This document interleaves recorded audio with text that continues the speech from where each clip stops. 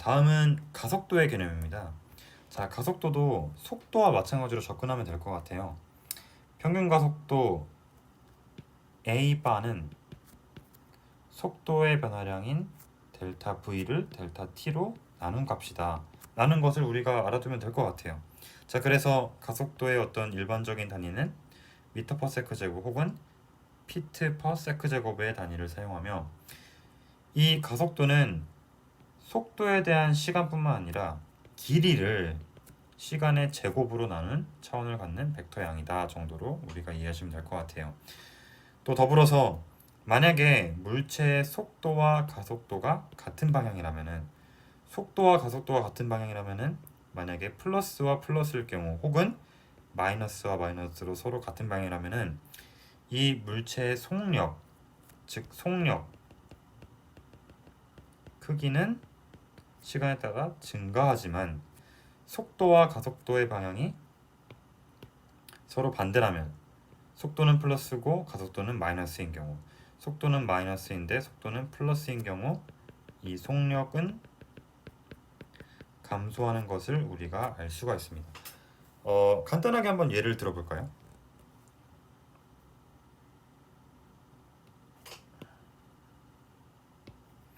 자, 만약에 속도가 1m/s 이고 가속도는 1m/s 제곱이라고 가정을 해볼게요. 자, 둘 다 플러스와 플러스죠? 둘 다 플러스와 플러스입니다.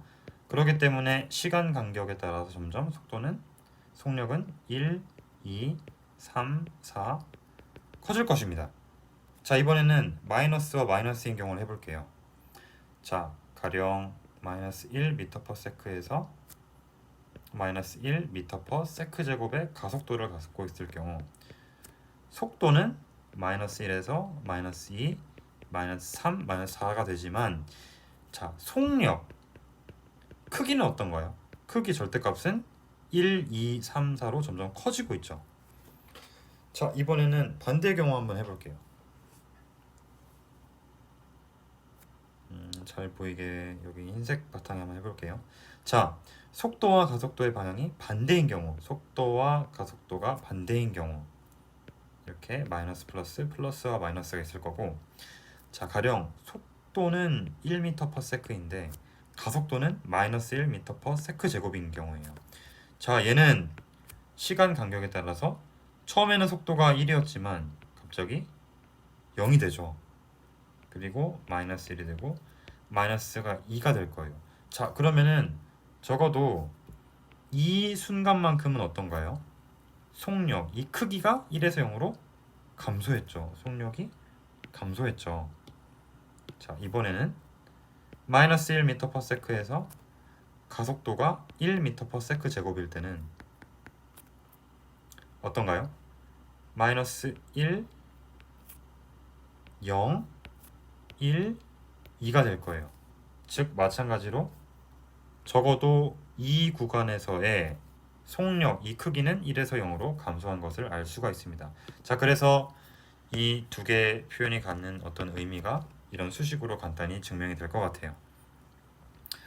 자, 이러한 가속도에 대해서 아까 평균 속도를 순간 속도로 옮겼듯이 이 평균 가속도를 순간 가속도로 옮길 수 있는데, 이 공식은 보시는 바와 같겠습니다. 바로 A를 구할 때는 리밋 t를 0으로 보낼 때 델타 t분의 델타 v에 대해서 가까워지는 극한을 바로 우리는 순간 가속도라고 할 수 있을 것 같아요. 자, 순간 가속도에 대한 부분은 여러분들이 읽어보시면 충분히 이해하실 수 있다고 판단하기 때문에 바로 다음 스텝으로 넘어가도록 하겠습니다. 자, 이제부터 배울 것들이 여러분들이 조금은 헷갈려 하시면서 또 그러면서도 1차원 운동에서 제일 많이 활용되는 부분인데 한번 잘 따라오시면 되겠습니다. 자, 제목이 1차원 일정 가속도 운동이에요. 우리가 지금 주구장창 1차원 운동을 다루고 있으니까 여기는 이해되는데, 바로 가속도가 일정한 시간에 관계없이 그 물체가 항상 가속도는 일정한 거예요. 일정한 가속도를 갖는 이 특수한 조건 속에서의 물체 운동이 어떻게 될까라는 궁금증에서 이 챕터를 한번 해볼게요. 자, 보게 되면은 자, 가속도를 구하는 공식은 델타 t분의 델타 v였죠. 델타 t분의 델타 v가 항상 일정하다. 바로 t 그리고 v를 갖고 있는 이 시간 속도 그래프에서 바로 기울기를 의미하는 건데, 이 기울기가 항상 일정한 거예요. 얘를 가속도와 시간 그래프 그리고 위치와 시간 그래프를 전환시켰을 때는 다음과 같은 개형을 가져요. 특히나 좌측에 있는 게 굉장히 솔직하죠. 가속도가 항상 일정한 거예요. 시간과 상관없이, 시간에 구애받지 않고. 자, 바로 이런 경우에 이와 같은 식을 도출을 할 수가 있는데, 제가 한번 도출을 간단히 해보도록 하겠습니다. 자, 보시게 되면은 이 속도 시간 그래프에서의 기울기는 델타 t분의 델타 v일 겁니다. 자, 델타 t가 어떻게 되는가요? 바로 t에서 0으로, 그쵸? t-0. 적어도 이 순간만 한번 볼게요. 이 순간만을 본다고 가정했을 때. 그리고 델타 v는, 자, 여기 v, 나중 속도 v에서 초기 속도 v0를 뺀 값이겠죠. 이게 바로 기울기 a일 거예요. 그쵸? 이를 정리하면은 a는 t분의 v-v0, at는 v-v0. 정리하면은 v는 v0 더하기 at라는 공식을 갖게 됩니다. 자, 그래서 자연스럽게 이 좌측에 파란색 동그라미에 있는 이 공식이 유도가 된 것을 우리가 확인을 할 수가 있겠습니다. 자, 다음 스텝으로 넘어갈까요? 자, 속도가 시간에 따라 균일하게 증가하거나 감소하기 때문에 어느 시간 간격에 대한 평균 속도는 처음 속도 v0와 나중 속도 v의 평균으로 표현할 수가 있다. 즉, 말이 어려운데 이 속도가 시간에 따라서 균일하잖아요. 그 증가하거나 감소하는 폭 같은 것들이. 그렇기 때문에 이 간격 속에서 처음 속도와 나중 속도의 v에 대해서 평균을 취하면은 바로 평균 속도가 나온다라는 개념이에요. 그래서 평균 속도는 처음 속도 더하기 나중 속도를 2로 나눴을 때, 얘를 봤을 때는 바로 이게 v바가 되는 거고, 이 부분과 이 부분이 서로 상쇄가 되죠. 그렇기 때문에 자연스럽게 v바는 2분의 v0 더하기 v인 것을 알 수가 있겠습니다. 자, 이러한 상황일 때 또 하나의 공식이 있습니다. 시간의 함수로 물체의 변이를 표현할 때, 즉 변이는 평균 속도 곱하기 t인데, 여기 평균 속도에 아까 구했던 이 공식을 그대로 반영해 보는 거예요. 그러면은 2분의 v0 더하기 v는 t가 될 것이며, 자, 이때 우리가 이전 페이지에서 구했던 공식 있죠? v는 v0 더하기 at 라는 공식을 여기 그대로 쏙 넣는 거예요. 그러면 자연스럽게 이 공식은 이렇게 정리가 될 겁니다. 맞죠? 그래서 다시 정리하면은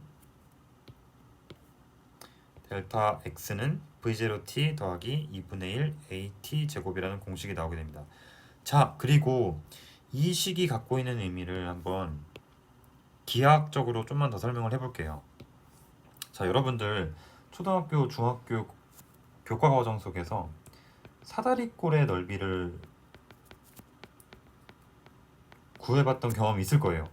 사다리꼴의 넓이는 밑변 더하기 윗변 곱하기 높이 곱하기 2분의 1입니다. 밑변 더하기 윗변 곱하기 높이 그리고 곱하기 2분의 1을 하면은 바로 이 사다리꼴의 넓이가 나옵니다. 자, 이게 바로 여기 사다리꼴이 있다고 가정을 해볼게요. 그래서 자, 밑변이 v죠.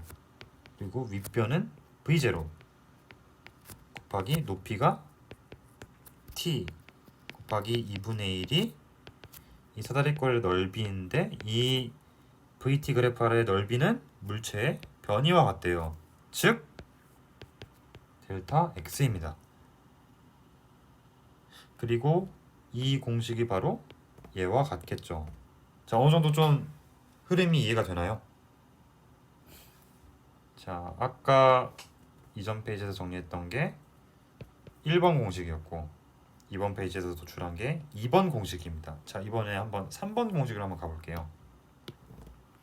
자, 3번 공식은 델타 X는 V바 T라는 공식에서 출발해서 아까 우리 V바가 2분의 V0 더하기 V 산술 평균이었고 또 더불어서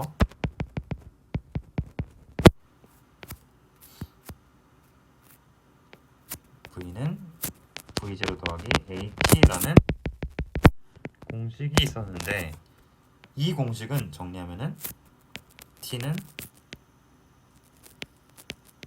이렇게도 정리가 될 것 같아요. 자, 그래서 이 A를 그리고 B를 각각 대입하면은 델타 X는 2분의 1 V0 더하기 V 곱하기 A V-V0가 되고 이를 정리하면은 2A분의 V-V0가 되는 것을 알 수가 있습니다. 자, 그래서 이 공식을 그대로 정리하면은 V0는 V0 다시 V 제곱은 V0 제곱 더하기 2A 델타 X가 되고 이 공식이 바로 여기서 도출한 이 3번 공식이 될 겁니다. 자, 그래서 1번 공식과 2번 공식 그리고 3번 공식을 다음과 같이 쭉 정리할 수가 있었습니다. 자, 그래서 아까 제가 서두에 언급을 한 것처럼 이 세 가지 공식이 1차원 운동에서 제일 많이 등장하게 될 공식입니다. 여러분들이 많은 예제와 문제를 풀어봄으로써 이 식들을 사용하는데 도움이 되는 경험을 상당히 많이 쌓을 수 있을 겁니다. 다만 이 공식들은 가속도가 시간에 따라 변하는 상황에서 사용할 수 있다? 없다. 항상 가속도가 일정하다라는 특수한 조건일 때 사용할 수 있는 공식임을 여러분들이 반드시 이해하면 되겠습니다.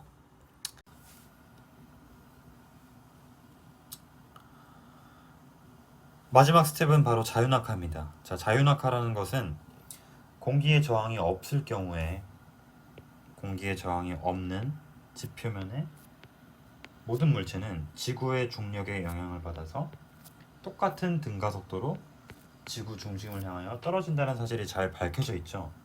자, 이러한 가정 속에서 자유낙하 물체라는 것은 처음 운동과 상관없이 내가 위로 던진들, 아래로 던진들 혹은 좌우로 던진들 아니면 최초 상태가 정지해 있다는들 오직 다른 힘의 영향은 안 받고 오직 중력만의 힘을 받으면서 운동하는 물체를 바로 자유낙하 물체 운동이라고 말합니다. 그리고 이러한 중력의 영향을 바로 우리는 이 가속도, 자유낙하 가속도인 G로서 반영이 되죠. 자, 그래서 이 물체는 지구 중심 방향으로 떨어지는 운동, 즉 1차원의 운동이죠. 1차원의 운동인데 거기에 더불어서 오로지 중력의 영향만을 받는다. 그래서 근사적으로 지표면에서는 G만큼의 일정한 크기를 갖기 때문에 이전 페이지에서 배웠던 1차원 일정 가속도 운동이 셈이죠. 어떻게 보면은 단 A가 마이너스 G로 정해져 있는. 자, 그래서 기존에 구했던 이 세 가지 공식에 대해서 A를 마이너스 G로 변환시켜서 대입하면은 다음과 같은 공식이 도출이 됩니다. 그래서 이 공식을 준용해서 여러 가지 자유낙하 문제, 자유낙하 물체의 운동에 대한 여러 가지 문제를 마찬가지로 풀 수가 있겠습니다.